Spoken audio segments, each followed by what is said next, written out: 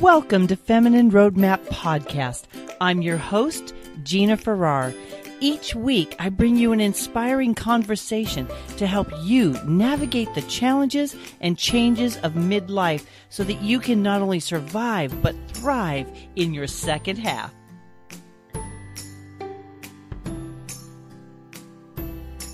Hello, Feminine Roadmappers. It is Gina here, and today my guest is Amanda J.P. Brown. She is going to be sharing her journey of discovering and reconnecting with the parts of herself that she had disowned and rejected. And she's going to share the process of removing the shame and guilt as she owned her own story and the reality of reintegrating those pieces of herself. And when that process took place, she found the power of who she is and became her own hero. Amanda Brown is a former trauma therapist, a transformational life coach, and the author of You're Brave Enough, 8 Daily Practices to Be Your Own Hero. Amanda, thank you so much for being with me today. Thank you, Gina, and I'm so honored to be with you and all your feminine roadmappers. Yes, I think that this is one of those conversations that is hard to measure, right? Because it's an inside game. And we've gotten so good at what we do in terms of compartmentalizing ourselves. So I'm really interested to share your story. And so do me a favor and just give me a little bit of a background of what it is that led you to this mission and this message. What is it that made this so impactful and important for you to share with other women? Thank you.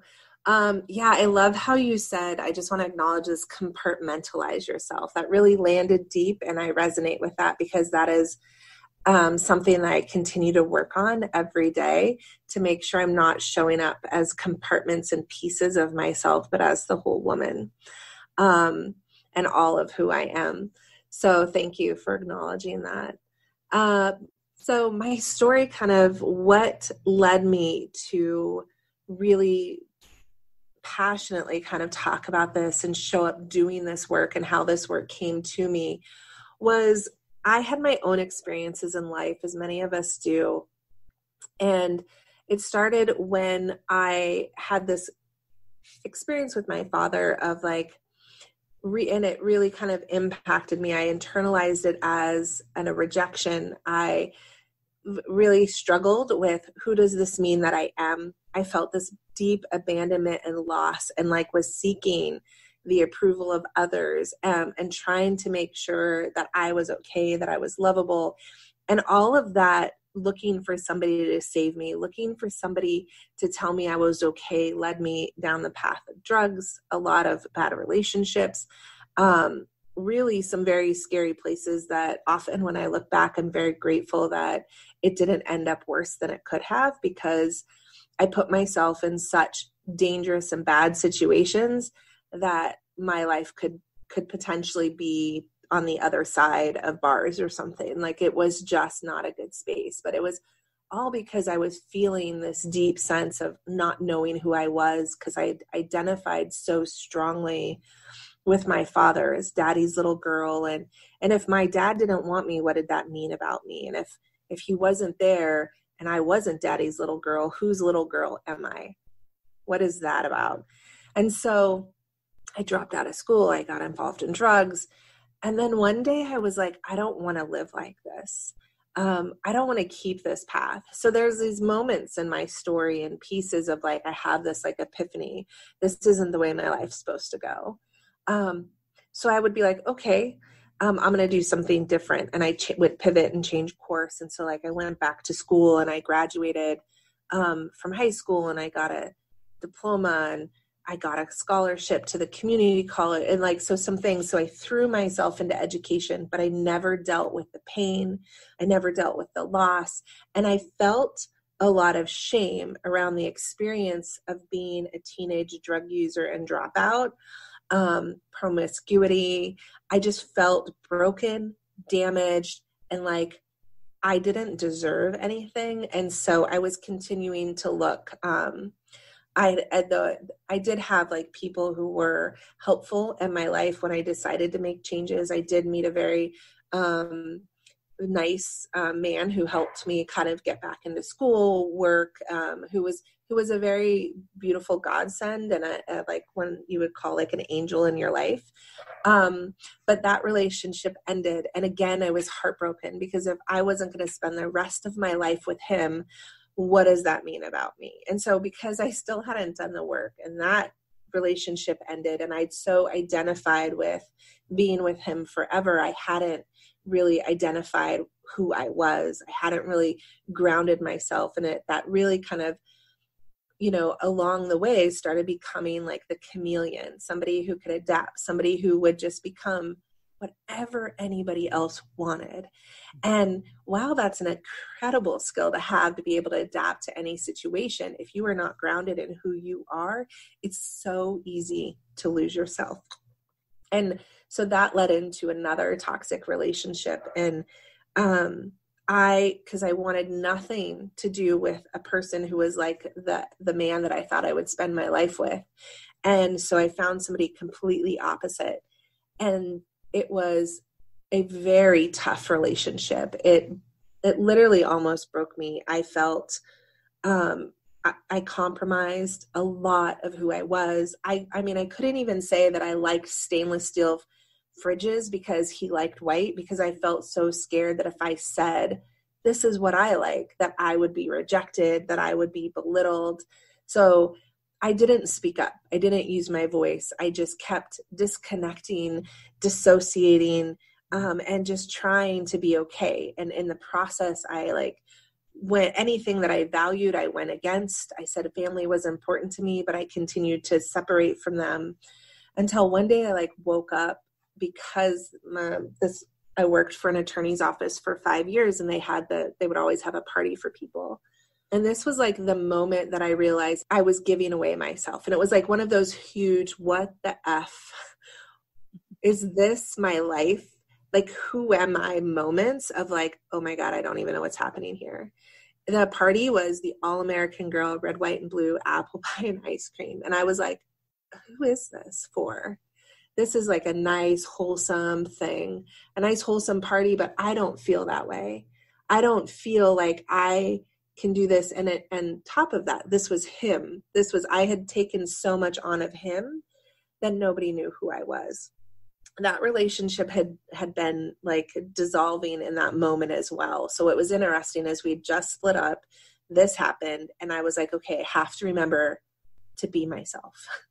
But I still didn't do the work. It took another relationship, another marriage, because I was married to that guy. Then when I finally started doing the work, it was about reconnecting and like listening to that inner voice, because I distrusted myself for so long. I was looking for all of that external validation. Am I okay? Is this okay? What do you think I should do? I don't know if I should do that, but what about this? I mean, I would literally call my mom every single day, and I still call my mom every day, but we don't have the same conversations. Like, I'm not like going and I don't know, and like worried and like so unsure of myself because I had had such a level of distrust. I mean, I even dated somebody I literally did not like because everybody else said he was nice. It was like such an incredible experience to reflect back on and go, wow, I had distrusted myself so much. And so the work that I do has really come through this process of discovery. And really, I never talked about my journey through drug addiction. In fact, I never liked to call it drug addiction. I would only call it drug use because I really didn't want to be called an addict. I didn't want to identify with that. I still don't want to identify with that, but I realized that is part of my experience. And through that process, that's where I was in the moment. It doesn't define who I am today. And I think that that's really important as we start unpacking and uncovering and like exploring through some of the struggles and the shame, that we realize that we are not what we've done, but they are still a powerful part of us. We are not what we've experienced, but it is still a powerful part of us. And that's a really complex process. So I'd been working with a coach for like 3 years, and we were at a retreat. She was doing this talk about what's your superhero power. And I'm like, oh yeah, what is it? I don't know. And as she continued to talk, I realized that, I need to share my story. I need to talk about this experience with drug addiction. I am holding so much shame 20 years later that I need that is ready to be let go. And so when I got to that point after that day in the retreat, I sat down in the hotel room and was like, okay, one, I'm thinking, what's my superhero? Like, what's my superpower formula? And two, I'm thinking, what do I need to do to be able to write this story to share this? And so that's when I came up with the acronym HERO. And really it was about being able to be honest with myself about where I was, to be able to honor every experience and every decision that I had made, to honor each time period of who I was, to be able to find empathy in my story for the girl who made the decisions that she did, and to be willing to explore and go the places that I was not wanting to go. Like, really to be okay with getting dirty, because a lot of times this deep spiritual and emotional work and healing work, it's dirty. It feels like you are muddy and you're walking through muck and like the mud, and it's like sometimes you feel like you can't move forward, and this would be risky. So I had to get okay with taking risks. I had to really be settled in, I'm going to take a risk. I have to be brave. And in order to show up in a real and an authentic, honest way, I have to just be open to taking off my mask and saying, this is who I am, all of who I am. And all of that required me to have a lot of open-hearted ownership. I had to be willing to own my story and take responsibility, not necessarily if I'm not responsible for other people's decisions, choices, actions, but I'm responsible for things that I did. I'm responsible for how I interpret those, how I continue to perceive them, and how I continue to let those things mold and dictate my life. And ownership is such a hard practice sometimes, because we need to have a lot of compassion. So it really does require us being open-hearted and non-judgmental in that space. And so once I discovered that, it kind of still was ruminating and like in a stew pot, just like melding together over the next couple years until I wrote the book. But it really came down to, how do I get so comfortable with my own self that I am confident in who I am, that I am not needing other people's approval, that I don't need to seek out other people, that I can be grounded in who I am and honest and accepting of all. Because for me, this is really about a full acceptance of who we are in an entirety, not just the compartmentalized pieces of ourselves that look good to somebody else. There's a long time I didn't even talk about that I have 2 master's degrees, and people are like, wait, what? You have this?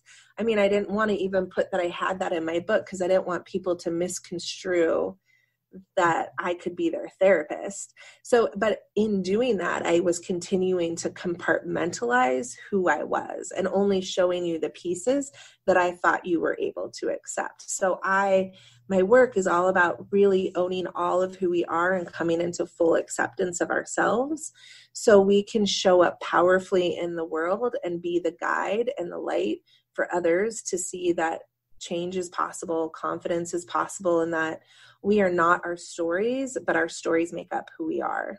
Mm-hmm. It's such an interesting journey, because you and I talked before we hit record, and sharing the fact that it takes a lot of courage to take this journey, because I'm going to second that feeling of risk. It feels so risky to face those painful, shameful, whatever word we've used to express those pieces and parts of ourselves. But Absolutely. It's so amazing that we actually hold the key to the freedom. We've handed the key off emotionally to the experience, to the perception of the experience, to the damage of the experience, even sometimes, right? Absolutely. And we've almost we're cowering before these things that have happened in our past. And we continue to cower before them. And isn't it true that this is really how we feel about it? It doesn't make it not true, but nobody else feels about it the way we do. Yeah, exactly. Absolutely. It's we think other people feel this way, but we don't really know that. And it's such a disservice to them when we don't show up as all of who we are, because then they don't really get to know us. They don't, I mean, this has been a struggle in my relationship with my husband, because we got married and I hadn't done this work, and then all of a sudden I'm doing this work and he's like, "Who are you?" And I'm like, "Oh." So then we had this whole conversation around, I bet you think about that I lied about who I was. And he's like, "Yeah, I do." And I'm like, "Oh, well, I didn't mean to do that." But it's like, that's that part of ownership, that I didn't feel safe enough to be who I was. And that it's something that I still am kind of like uncovering and walking through, that like we have to, I think a big thing about this work, because it does take so much courage to do this work, is that you have to feel safe. Mm-hmm. And that unless you feel safe, unless you feel supported, unless you know, like there's this safety net for you, you're probably not going to do it, because it is so risky and it is so big. And you are naturally, a lot of times as humans, we think about all the bad things that could happen, not the incredible things that could come about because of this brave thing we're going to do. And I think that that's like, we don't talk about that enough, like the need to feel safe to do the work, but also the need, like that we naturally go to the worst case scenario instead of the best case scenario. And it takes practice to do the best case. I'm thinking about how we have done these things and behaved this way in order to be accepted. Mm-hmm. So there's that fear of the loss of acceptance if we're something different than people perceive that we are. Yeah. But the reality is, it takes a lot of energy to put out what do I need to be in this situation? What do I need to be in that situation? And when it's compartmentalized, then there's a lot of, it's like the person who tells a lot of lies and has to keep track of all their lies, right? Yeah. And we have to keep track of who we are in this situation, who I am in that situation, mm-hmm. who they want me to be. And the whole time we're causing our own suffering. We've made a mistake. Let's say we've made a big mistake or decision, something that's really caused us a lot of pain. Well, denying it is just re-injuring ourselves. You don't really get to stuff things. Let's talk about that. Stuffing it is not a real thing. We convince ourselves that it's in a safe place inside of us, but it comes out and it damages us and it damages other people, because it colors we become reactors, not responders, because our wounds are constantly bleeding. And I always say, wounded people wound people. Mm-hmm. And so if I'm a wounded person, which I used to be, man, I bled all over everybody. Yeah. Yeah. And, there's also like that bleeding piece, but also like we can stitch that up and we can duct tape it and we can super glue it, but it doesn't mean that it's not festering and like becoming toxic and becoming full of like infection, and it's going to damage. Yeah. And it's going to start killing off tissue, mm-hmm. and just multiplying because it has nowhere to go. And so that is like such a powerful thing to acknowledge. Like we can't stuff it. Like eventually the box is going to blow up. Eventually something's going to explode. Eventually that wound is going to just rip open, and we're not going to be able to like, I don't want to say we're not going to be able to, but we're going to be so shocked at what happens. And it's going to be such a huge experience, because the more we try to deny the things, you're right, the more pain we're in. And then we're like trying to constantly fill ourselves with other things so we don't feel that pain. But the shame grows when we deny, doesn't it? Yes.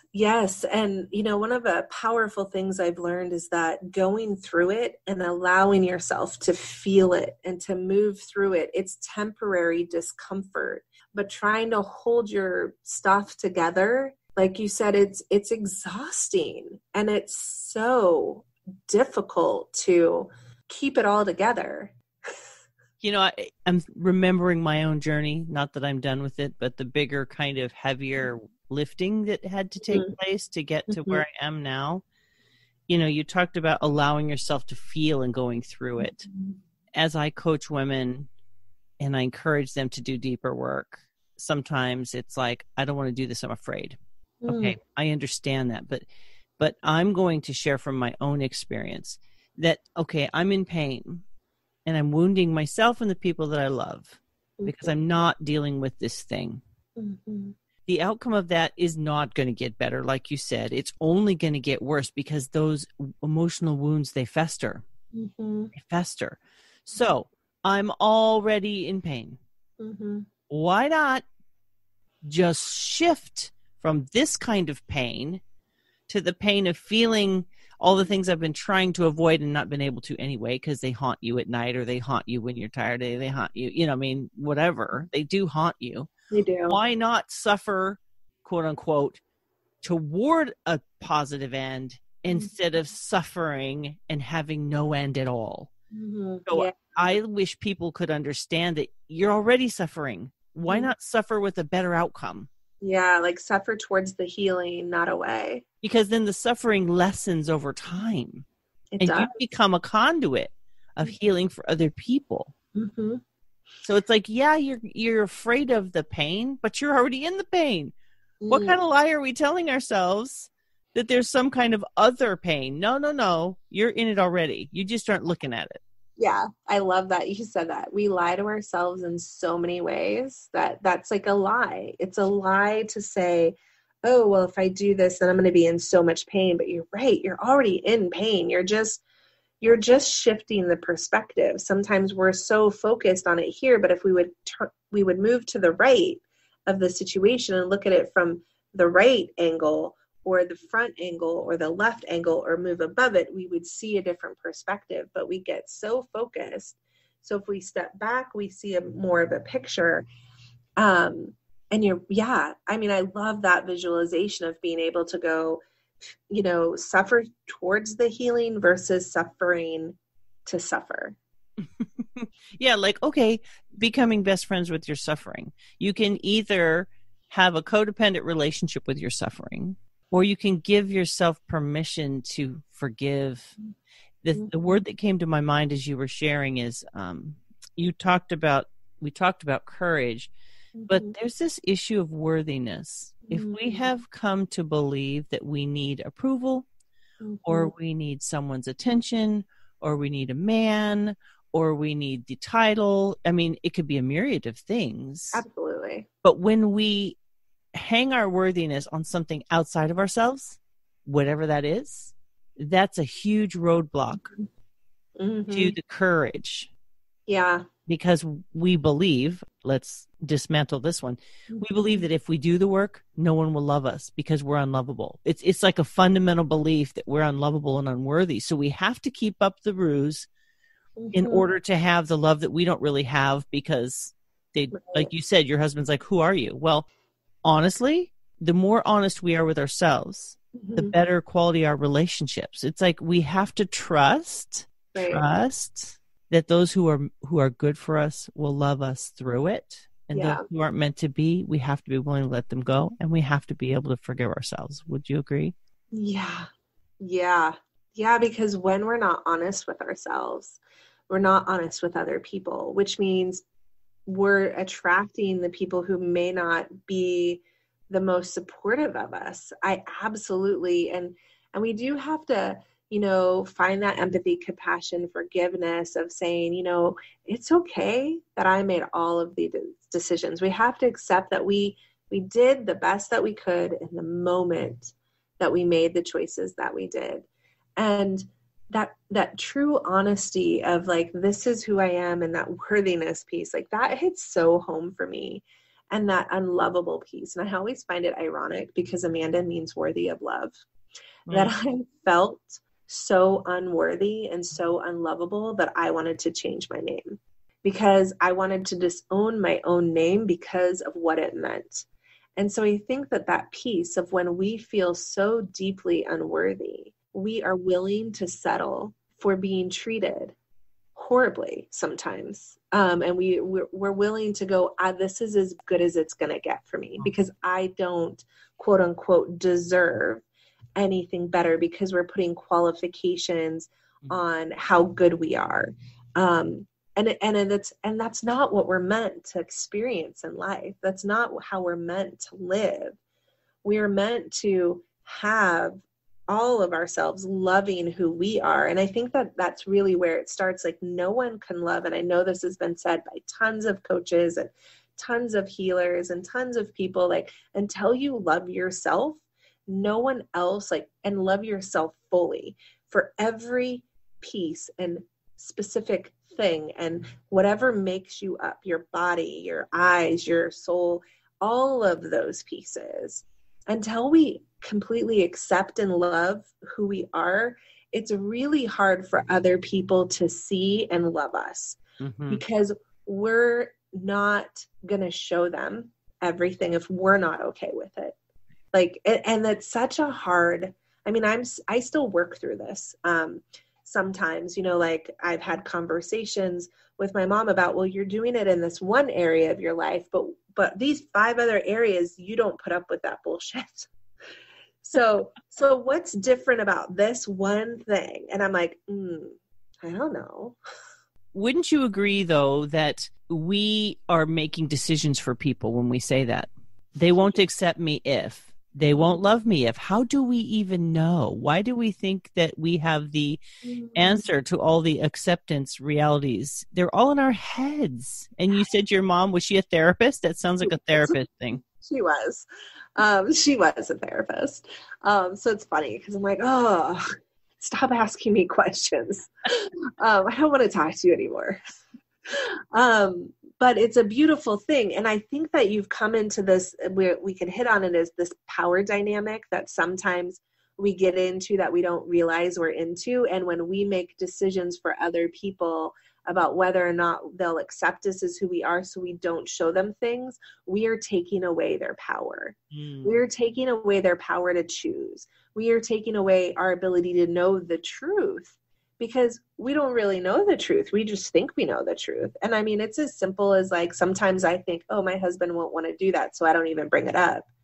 But that's a power dynamic that I've made this decision. Or if he does it to me, because it happens both ways, he'll decide, oh, you don't want to do this, so I didn't even ask you. And I'm like, how do you know that? So we really have to be, and this is like where awareness comes in and being really conscious about how we're showing up in our lives. And that is, it's really sometimes uncomfortable because we're so used to just being automatic. And so when we have to cultivate awareness, or when we choose to, I want to rephrase that because we don't have to do anything. We get to choose, we get to show up, we get the opportunity to make a different choice and cultivate awareness in our lives about how am I showing up for this? If I want to experience more joy, how am I showing up for it? If I want more self-love or to be loved more, how am I showing up to be loved? And that's like, I'm thinking, wow, that's a really powerful question. That if I sat down and answered that, what would I have to say about that? I don't know, because I never sat down and answered that question yet. But it's layers. We talked about this as well. Like, I think of everything as a circular, it is a reasoning tool. I think it comes from Asia, where it's a circular reasoning, not in a negative way. Yeah. It's a 360-degree view of what we're going through, and we cycle up and back down a little bit as we grow. But the funnel gets larger at the top. So what I've found in my growth journey is, as I've had breakthroughs, they've not been one-time experiences for me. It's been that circular spiral of where I go through a season where it just keeps coming up and coming up and coming up, and you feel like you're spinning and you can't get away from that thing. I have found that's when it has bubbled up to the surface. That's my opportunity to go, okay, we're going to just do this thing as messy and as difficult and as painful as it is. And I think our fears magnify what we perceive to be true. Yeah. It's not really true, but the fear magnifies it. So it seems so true that we withhold from ourselves what it takes to be healthy and whole. And so I would say that starting and being like, almost like, be a daredevil in some ways. Like, this feels like I'm jumping off a cliff. Fine, I'm going to jump off the cliff. I'm going to put on the best parachute I know how. And it's never as bad as I think. And tell me if this has been your experience too, Amanda. Did you get to a point with certain issues? Because let's be honest, we're all onions here. Yep. Where you just get like, that's it. I am so pissed about this problem coming up again that I'm going to do whatever I have to do to just crush this thing. Did you ever reach that point with certain things? Yeah, I have. I'm like, I'm so over dealing with this. So what do I need to do? But I've also done the opposite. Like, okay, I'm still going to stick my head in the sand because I don't want to deal with this. So absolutely, I've done both. And I think that it's a really powerful place when you said you keep seeing it come up. Like it's this amazing opportunity for us to see and to work through something that absolutely. And I like literally have come to where I didn't talk about things that I value. And I'm like so fed up with not talking about things that are important to me that I value that keeping quiet sometimes is doing as much harm as speaking out against that you think speaking out against or speaking your truth will do.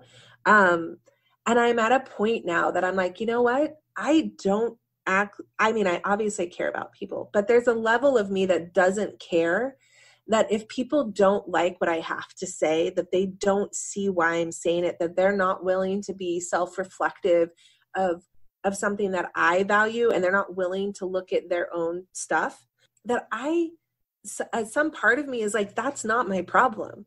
That doesn't mean I should stop speaking or sharing my truth or what I am believing in because it makes somebody else uncomfortable. Like that isn't my responsibility. And so it's really about learning that level of responsibility. Like, I'm not responsible for their actions. I'm only responsible for me. And so if I'm truly valuing, and if I say what this is the truth for me, then I would be showing up for that thing. I would be talking about that thing. I would be healing that thing. I would be loving that thing. So if I'm not saying it and I'm not doing it, is it really something I value? And so I think that's really powerful for me recently that's come up. You touched on something that has come up in other conversations with other people, and that is when we go on a growth journey, some people aren't able to go with us. We bump up against other people's wounds. So like if we're pretending to be something, we instinctively know that I need to be, quote unquote, need to be, air quotes, this for this person to accept or like me. So we are trading. We're kind of throwing that up in the air and seeing if it's going to land in our lap again, because some people like their mess. They really do. Yep. Some people are happy and okay with staying where they're at. And that's okay. It is. No judgment. We have to understand that sometimes with growth comes shifts in our relationship. Not all shifts are permanent separation. Right. Some of them, they swing back around when they realize, but I think it's important that people understand that when we grow, like you said, personal responsibility, the outcomes are greater from the growth journey than from that compartmentalizing disembodiment of our emotions and ourselves that we're doing. Yeah. And it's possible, right, to do that in some areas and be healthier in others. Like, I feel like we're multi-layered. We are. Absolutely. It's like for some of us, it's easier to do that in the workplace, like with our work relationships. But when it comes to our interpersonal relationship with our partner, we're like, no, that doesn't work. That's one of the things that always fascinated me about therapists is that they could hold so much space for other people, but yet they could still have messy lives. And I didn't really understand it until I became a therapist and started working through some of my own stuff and seeing that, oh, that's because growth is, like you said, it's layered. I think often of it as like unearthing and getting dirty. And it's this process of being able to look at all your experiences and going, okay. And sometimes it's easier and safer. And I think I want to go back to that word safe, because you feel safer maybe in one aspect of your life to show up there that way. But in this other aspect, you still need support. You still need process. You still need like to work through that. It might be more complex because it might be more layered than the other one was. And I think that that's one of the amazing, fascinating things about humans, is that we don't look the same all the time, and that we do really interesting things. And sometimes we're like, oh, why did I do that? Like, and so giving us the opportunity to explore how things are the same and how things are different is really important. And one of the things that I always tell the women that I work with is, and it's similar to what it sounds like you tell the women you work with, is you're only going to go as deep as you're ready to go. Mm-hmm. You're only going to work with the things that are ready to come up and be healed. So the fear that you're going to go too deep, too fast, too quick is just fear. It's just fear trying to psych you out so you stay the same. It's still scary, right? Because it's jumping off that cliff. And I think the hardest part is the anticipation of doing it more than it is the actual experience of doing it. There's so much faith involved in the journey. It's the knowing, the faith in knowing that there's something better on the other side. This is how I frame it in my head. I already know the results of this behavior.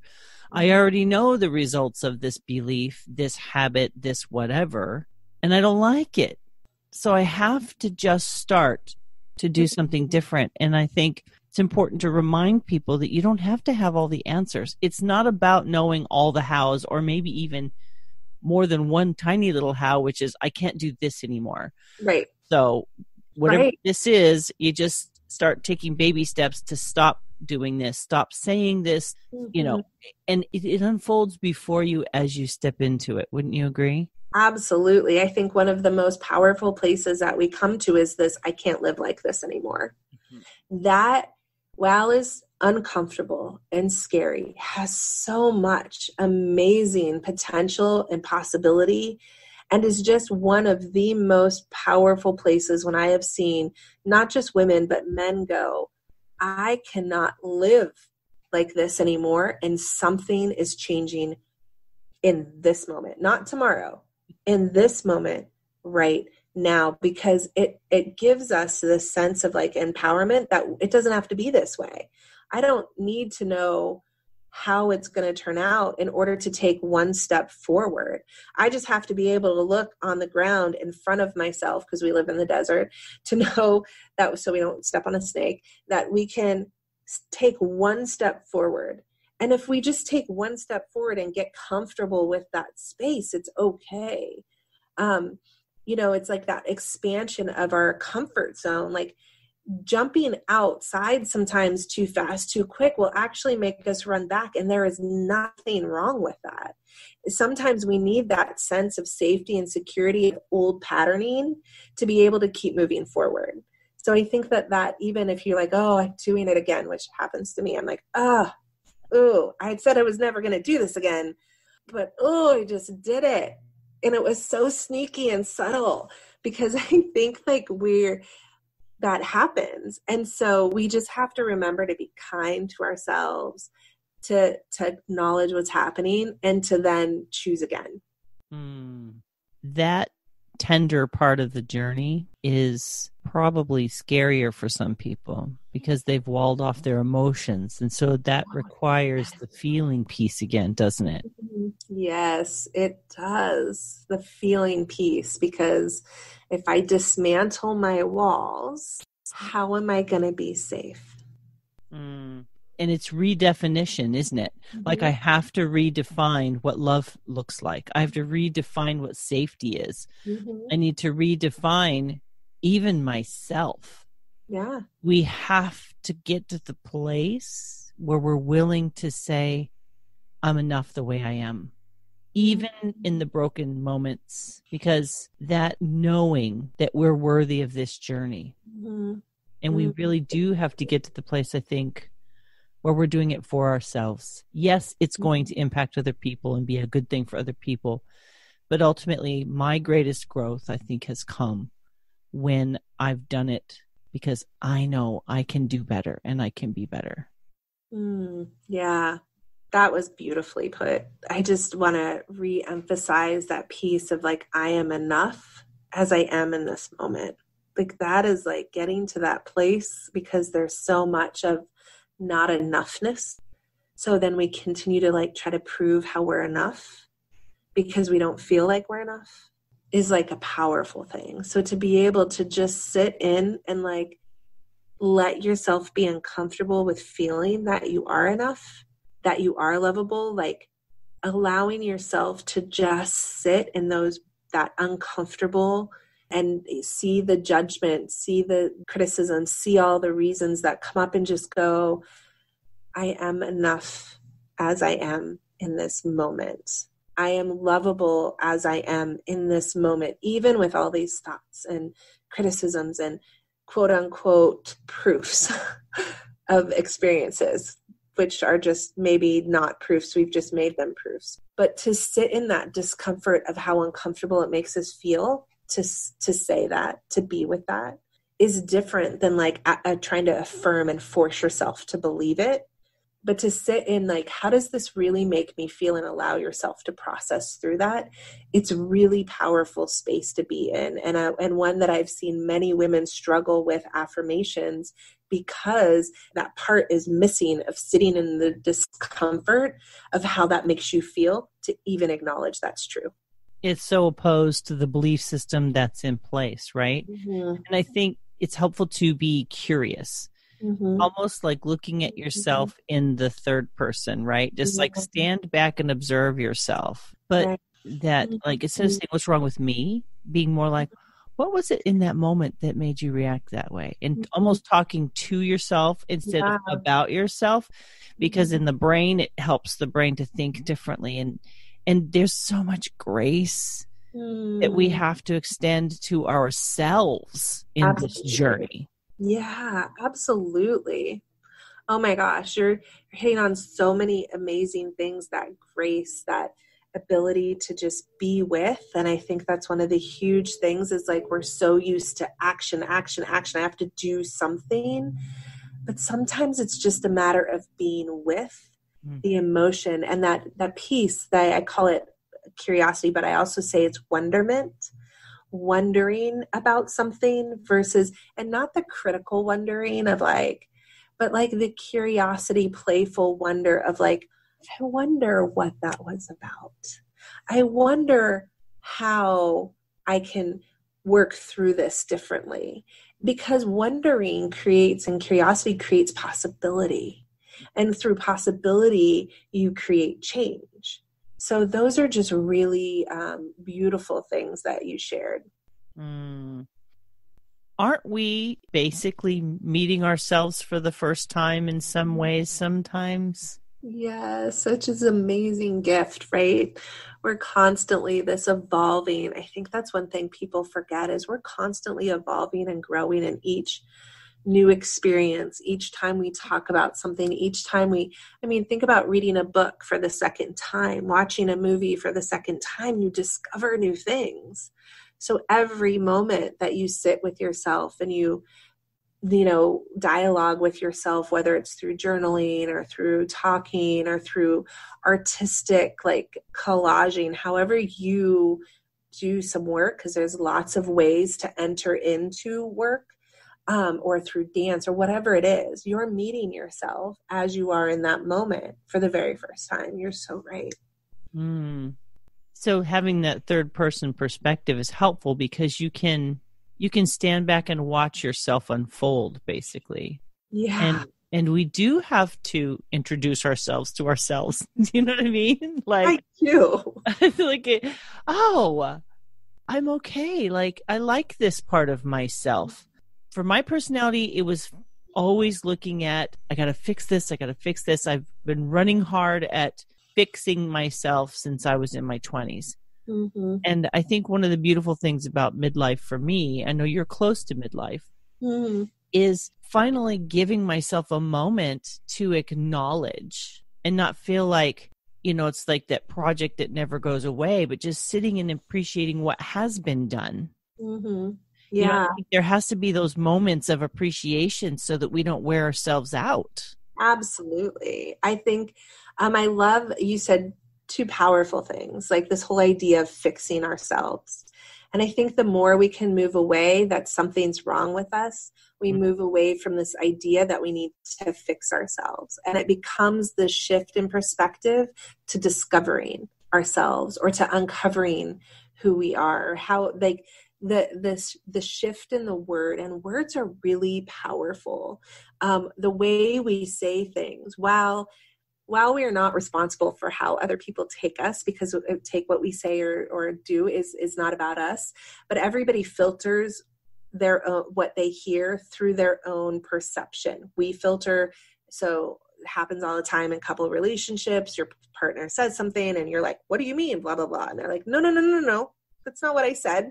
And you're like, yes, you did. And they're like, no, I didn't. And it escalates, right? Because we're not giving them the opportunity to like share because we're reactive to what they said. But the other piece is part of my responsibility in communication, at least I feel, is that if I know somebody else's language is different, learning how to talk in a way that they're likely, obviously not always, more likely to hear me through their filters. Mm-hmm. So it's really important that we're aware that everybody's doing language through the filter.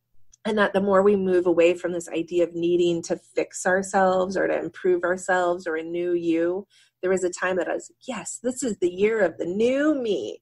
The more we get away from that and the more we go, I'm just curious what I can find out about who Amanda is right now, the more like we just are like loving the process. And the other piece that you really highlighted that I think was really helpful for me when I did my first bikini competition, my first and only, which is really what started this work for me, was my coach said, do not focus on the end goal. It's really important to appreciate and acknowledge the journey along the way, to lift your head up and look around at what beautiful sights, what accomplishments, to look back and see how things have changed since you've been on this journey. And that actually was one of the most important things for me, because while I was not the skinniest or the most buff when I walked up on that stage, I was probably one of the more grounded, confident women in that, because I wasn't picking my body apart while I was waiting to walk on stage. And that is one of the things that I was like, oh, this is so, like, it hit me in that moment of like, these women look way better, like physically attractive than me. Like they're skinnier, they're buffer, and they're like picking themselves apart right now. And I'm like, it like broke my heart a little bit for them, because I had this ability to look at my journey. I'd created something so I could, if I felt like I was starting to judge myself, I had this like little picture diagram that I made that I brought with me to like, here's where I started and here's where I ended up. And here's some motivating, like, I love quotes because they inspire me. So here's some quotes to keep me focused on my journey instead of comparing myself to everyone else, because that comparison can really come up. And I know we didn't talk about that, but that's a huge aspect of things. But it was just a really different experience to be able to honor your journey through it instead of focus so much on that, okay, now I'll be happy at the end. Yes. All right. Well, since you brought it up, let's have a moment of discussion on comparison. I can say that most comparison is not helpful, but there is also the positive comparison of comparing yourself to yourself and appreciating the growth. But let's talk about that negative comparison and how it keeps us wounded and compartmentalized. Yeah. So the more that we look outside ourselves and judge, so it's a lot of judging, right? And it's a lot of like, it's this fantasy that we play in our heads about what their life is like and how much better their life is like. And if I only looked like her, if I only had that, if I only worked this job. in all of that comparison, not only are we looking at somebody else's life and making judgments about how great it is, or if only at a marriage like them, not knowing that they're struggling and ending up in divorce court right now. Like the more that we look at that, we don't honor our own journey. We don't honor theirs. And we feel bad about ourselves. And it really keeps us paralyzed. And then you see, like, when people get divorced, well, if they can't make it, then who are we to make it? Like, then you're like, well, we're screwed.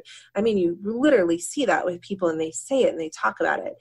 But when we compare ourselves, we devalue our own experiences. And I think that's a huge piece to, we're not honoring them and we're not honoring ourselves. And part of my process and the work that I do is really about honoring. And when you're in an honoring space, you can't judge, because you can't honor someone and judge them at the same time.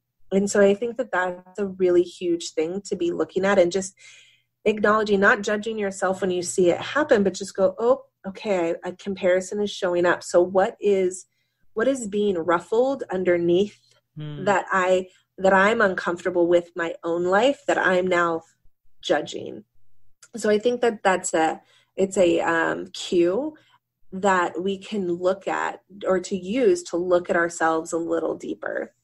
It's raising your awareness. So like if I feel my cockles going up, or I feel super judgy, you know, I've told my kids, I said, you know, I notice when somebody really irritates me or something really irritates me, sometimes, maybe a lot of the times, there's something in that personality or the situation that's reflecting something about me I don't like. Like they're doing it, but it's like this mirror that I'm not appreciating in the moment.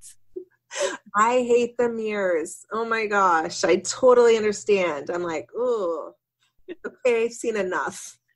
Go away. I don't want to deal with you right now. I know. I totally understand that. I've had that experience many times in my life of the mirror, and it's a beautiful gift, but it's also a really like, I see you again. I just don't like, sometimes we choose not to do the work, and that's okay. I think that, you know, there's no judgment in holding off, no judgment in saying I'm not ready yet. There's, you know, the fact that you're aware that something needs to change and you just want to sit with that is huge. You don't have to do anything that you're not ready to do. And I think that people sometimes feel like they have to, when really, you know, the amazing part of the journey and the work is that there are a million ways to do it. And there are no right ways. There is just the way you choose to go through it for you. And that is the perfect way. And it may change as you do it. It absolutely will.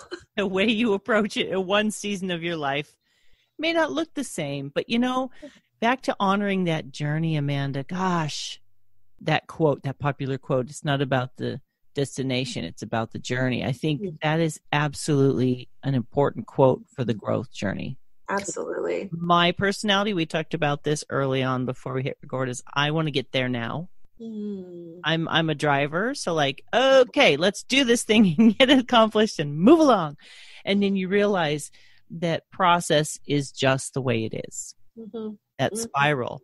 And when we can lean into the reality of a growth journey, I feel like we can give ourselves permission, like you're saying, to sit with it, or to take some action, whatever that form of action is. It could be just journaling through, just to kind of untangle, because I feel like growth is a lot of untangling.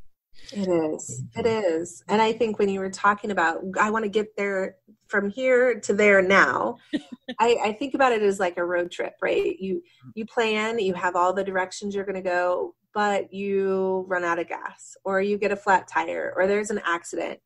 And you can either be so pissed off that this happened, or you can say, you can choose a different way and go, what's available for me now that might be an opportunity for me that I didn't have? So the motel you want to stay at is full. Well, maybe there's this very awesome place by the river that has tons of openings, and you never would have had that experience, and you meet these amazing people or whatever. Like, if you're not open to like the obstacles that show up in your life or the things that don't go as planned, you might miss some amazing experiences that you wouldn't have had if you were so just focused on one thing. Yes. So we have covered a lot of incredible ground, and I do feel like we could do a whole another podcast really to go deep, because this is one of those conversations that continues. Absolutely. It really doesn't come to an end. So let's land the plane for today. And what are 3 things you would really want a woman sitting in front of you who's struggling with worthiness, who's afraid of this journey, who doesn't see the wholeness of who she is because she's been compartmentalized for so long? What 3 things would you want to look her in the eye and from your heart put into her heart? Oh, there are so many things. But I think if I have to narrow it down to 3, that I just want to look her in the eye and tell her, you are an incredible, beautiful, strong, and powerful being who has an incredible story of hope and transformation and possibility, and your journey's not over. And the fact that you're here right now, you are showing up for yourself, and you are in a very powerful place. And so that is one message that I would really want to just have her anchor into, of hearing that somebody else sees her for her and all of her beautiful, broken, whole, damaged, loved pieces. Then I would invite her to sit with me as we explore how it feels with the question of, how am I showing up for love with myself? How am I showing up for self-love? Not for judgment, not for all the ways we're not, but how, and maybe even how can I? Like, what's one thing I can do in this moment right now to show that I'm loving myself? And it could just be that I'm sitting here right now, even asking this question. And I think the third thing to really land and have her sink in is to ask, what safe thing do you need?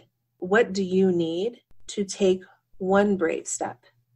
What support, what safety, what security, what reassurance do you need to take one brave step towards whatever it is that you want in life? And then I would try to take my magic wand and instill it, so it radiates from within her, because she already has it.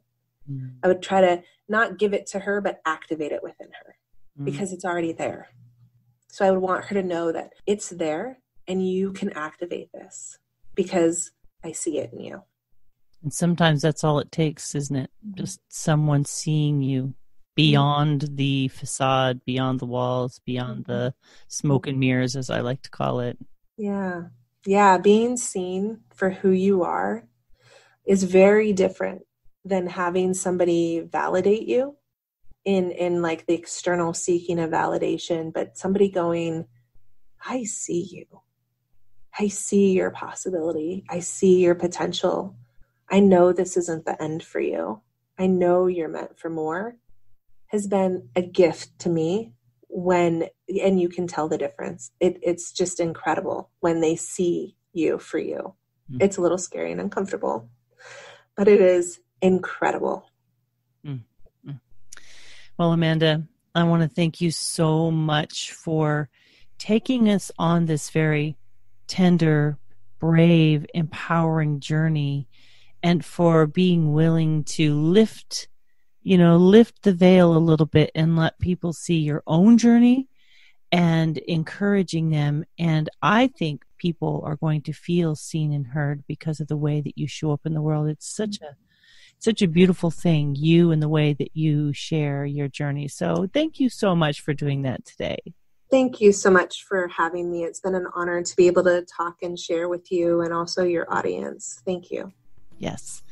Well, I always believe that the person that says yes to me because there's at least one person whose life is going to be impacted because we spent this time together today. That makes me feel amazing. Yes. So today I've been speaking with Amanda Brown. She's a former trauma therapist, a transformational life coach, and the author of You're Brave Enough, 8 Daily Practices to Be Your Own Hero. If you head over to www.feminineroadmap.com/episode 173, I will have links to Amanda, her book, her YouTube, and her group that's free on Facebook. So please make sure to head over there and check those links out. While you're there, please leave your name and email address to join my tribe. I periodically send out emails. Friends, this has been one of those conversations that is multi-layered. It might make you feel afraid. It might make you feel empowered. But remember, you're not alone. There are women out there like Amanda and myself who are cheering you on to honor the journey that you're on. You are enough where you are. You just become a different version of yourself. Don't be afraid of you. Don't be afraid of the fullness of you, the muchness of you, the you that you've run from. Allow yourself to blossom, my friends, at whatever rate it needs to happen. Just take that first brave step. Thank you so much for joining us today. We look forward to speaking with you again next week. Take care, my friends. Bye-bye.